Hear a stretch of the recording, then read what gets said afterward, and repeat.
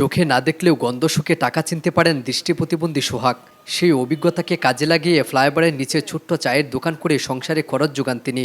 সোহাগ জন্ম থেকে দৃষ্টি প্রতিবন্ধী। ভিক্ষা না করে মাত্র 15,000 টাকা পুঁজি নিয়ে গাজীপুরে কালিয়াকুড়ের ফ্লাইওভারের নিচে চা পানের দোকান দিয়েছেন। সেই দোকান সোহাগ নিজেই পরিচালনা করেন। তার দোকান থেকে যখন কাস্টমার কোনো কিছু কিনতে আসে তখন দৃষ্টি প্রতিবন্ধী সোহাগ গন্ধ শুকেই টাকার পরিমাণ বলে দিতে পারেন। তো তাই না, গন্ধ শুকে বিভিন্ন সিগারেটের নামও বলে দিতে পারেন তিনি। যেখানে আমাদের সমাজে সুস্থ মানুষই ভিক্ষা করছে, কিন্তু সোহাগ দৃষ্টি প্রতিবন্ধী হওয়া সত্ত্বেও নিজের আত্মসম্মানের জন্য ফ্লাইওভারের নিচে চা পানের দোকানদারি করছেন। সেই দোকানের আয় দিয়ে তার সংসার চলছে। আপনার নাম কি? আমার নাম মেহেদি, মোহাম্মদ মেহেদি হাসান সোহাগ। আপনি কি জন্ম থেকে দৃষ্টি প্রতিবন্ধী? হ্যাঁ, আমার জন্মগতভাবে এমনি। যেখানে মানুষ প্রতিবন্ধী হলে ভিক্ষাবৃত্তি করে তার সংসার চালাতে হয়, আপনি ভিক্ষাবৃত্তি বাদ দিয়ে এরকম একটা ছোট্ট একটা দোকান নিয়ে বসে কেন আপনি এই কাজগুলো করছেন এটা বলুন। এখন আল্লাহ রাসূলের আশীর্বাদে আমার জীবন, আমি কোনোদিন ছোট থেকে বড় হয়েছি, আমি কোনোদিন হাত কারো কাছে পাতি নাই। আল্লাহ যেন আমার হাত কারো কাছে না পাতায়, ছোটোখাটোভাবে হোক, মানুষ 3 বেলা খায়, আমার যেন 2 বেলা হয়, না হয় 1 বেলা হোক, আমার নিজের কর্মে হোক। কেন 10 টাকা একজনের কাছে গেলে 10 জনের কাছে গেলে 10টা টাকা দিতে, এরকম 2 জনে আবার নিষেধ করে, কেউ ধাক্কা মারে বা কেউ দূরে সরে চলে যায় অন্যদিকে। বুঝলেন, নিজের ইটা রাইখা আমি এর ভিতরে কাজকর্ম করে কেটে খেয়ে নিয়েছি সৎ পথে। দেখি আল্লাহ তাআলা সৃষ্টি করতে আমার মালিক আমার মুখ তুলে তাকায় কিনা, আমি কিছু করে কেটে খাইতে পারি কিনা, আমার এই একটু আশা নিয়ে বসে খাইতেছি। আচ্ছা, আমি দেখতে পেলাম যে আপনি দোকানে যে প্রোডাক্টগুলো আছে সবগুলো আপনি গন্ধ শুকে আপনি বলে দেবেন, এই কৌশলটা কিভাবে আপনি করবেন? এটা হচ্ছে আমার মানে যে কোনো দিকের যে কোনো লোকের, আমাকে মতো লোক যারা, এরা মনে করেন অধিকাংশ লোকেই একটা না একটা ম্যাপে, মানে যে কোনো একটা দিক দিয়ে চলে, টার্গেট নিয়ে তারা চলে।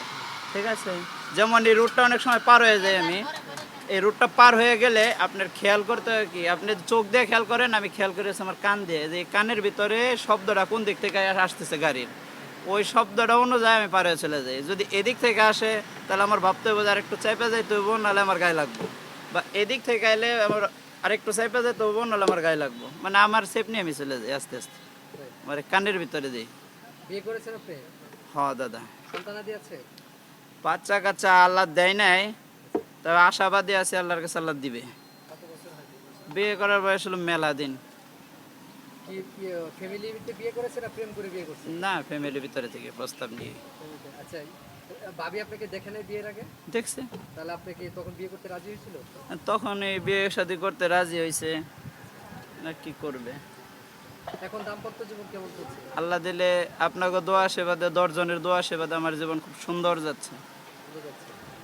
এখানে যে দোকানদারি করেন, এখানে সমস্যা হয় না দোকানদারি করতে? না, এমনি কোনো সমস্যা হয় না। হয়তো দেখা গেছে গাড়িওয়ালারা গাড়িগুলো আওড়া কাওড়া করে রাখার দরুন, মানে সবাই পুলিশ আর কি মানে নিষেধ করে যে এই জায়গায় দোকানদারি করা যাবে না। আবার এই জায়গাটা ক্লিয়ার না রাখলে মনে করেন হয়তো গাড়ি ঘোড়া রেখে ব্লক করে দেয়, বা গাড়ি আপনার এমনিও অ্যাক্সিডেন্ট হয়। এই জায়গায় যদি গাড়ি নাও থাকে তাও অ্যাক্সিডেন্ট হয়, কিন্তু অ্যাক্সিডেন্টের ধরুন পুলিশরা সবাই মিলে নিষেধ করে যে এই জায়গায় দোকান তোমরা করো না, রাস্তার সাইডে চলে যাও। আমারও বলছিল, আমি বলছি আমার কাছে টাকা পয়সা নেই, আমি লড়তে চড়তে পারবো না স্যার, আমি কিছুদিন এনে আসি, তারপরে যদি আমার সম্ভব হয় আমি সরে যাবো, এছাড়া আমি পারব না, নিষেধ করে দিছি পুলিশ। এখন এই দোকানটার পুঁজি কত টাকা আপনার?